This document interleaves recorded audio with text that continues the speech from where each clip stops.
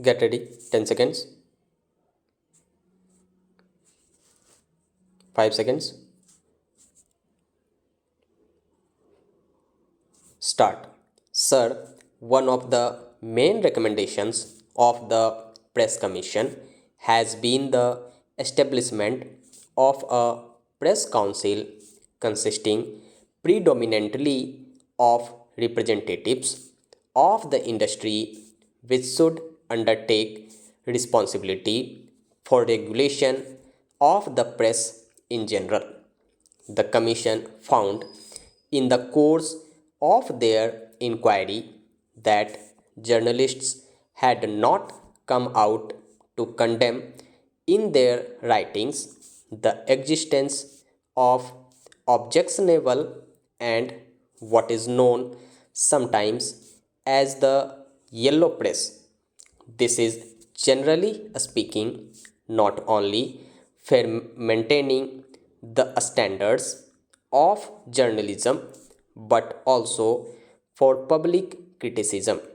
Since this is a matter of serious consequence, the Commission posed the question to most journalists and journalistic institutions who appeared before them to give evidence. The consensus of opinion was that it would be better if there is a body formed predominantly of journalists to judge and direct journalists in maintaining ethical standards in the matter of journalism. The Commission, therefore, came to the conclusion that the best way of maintaining professional standards in journalism would be to bring into existence a body of people principally connected with the industry whose responsibility it would be to arbitrate on doubtful points and to censor anyone guilty of infraction of the code. I would like to emphasize the word censor. The object before the Press Commission was the formation of a body which will not deliver a judicial judgment but would point out the culprit and condemn him morally and nothing more.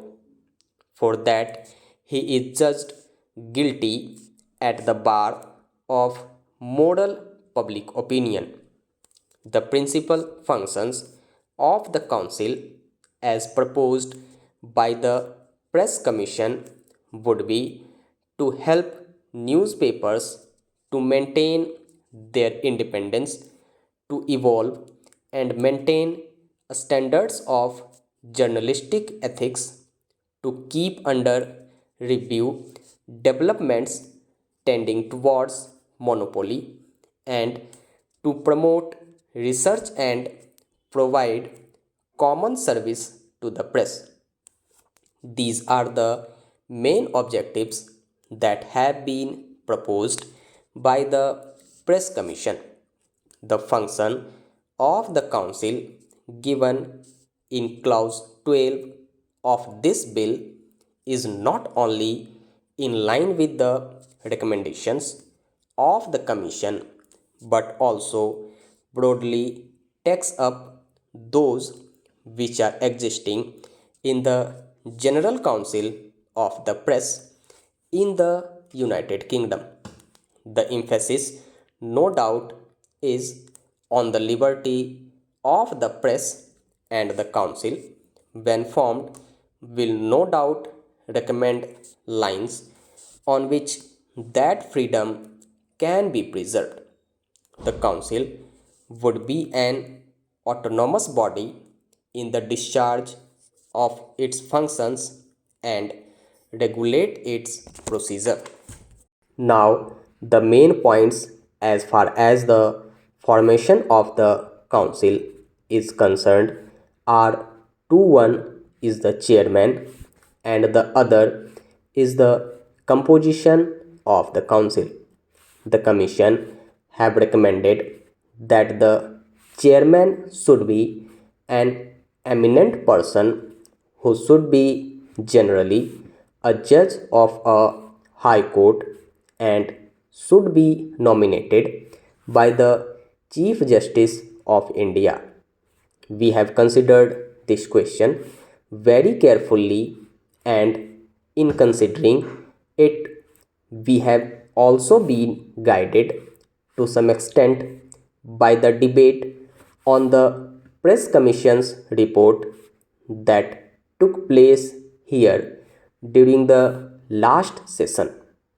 We have felt that it would be unnecessarily restricting the choice in searching for a very suitable chairman if we put it down on the statute book that the chairman shall always be a high court judge.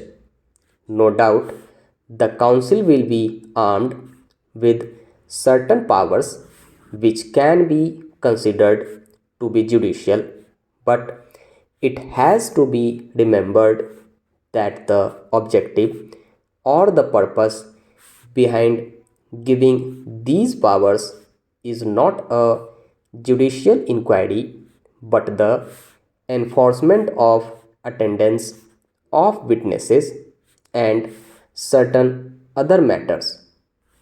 For example, in the United Kingdom, where a voluntary council has been working, it has been found that the council is not able to make witnesses come before it, and cases have not been wanting where very prominent witnesses have contemptuously disregarded the request of the council to appear before them, and it is in that light that the Press Commission strongly recommended that not only there should be a statutory council but also the council should have certain powers to enforce witnesses to come before it. My point is that it will not at all be helping the work of the council if we restrict the choice of the chairman to high court judges. We have to remember what the object is before the press council. The press council is not a judicial body. It is also not a body for investigation. It is a body which has to observe carefully the trends in the press, not purely from a judicial angle but mainly from the moral and public angle, and decide on balance as to whether a particular paper or the writings in a particular paper are such as not come up to the journalistic ethics that have been laid down. Now, that is not really speaking a judicial purpose, and no doubt it is possible to have very eminent high court judges and chief justices, but it would be, in our opinion, doing justice to the journalistic profession if we lay down for all time that only a high court judge can be the chairman.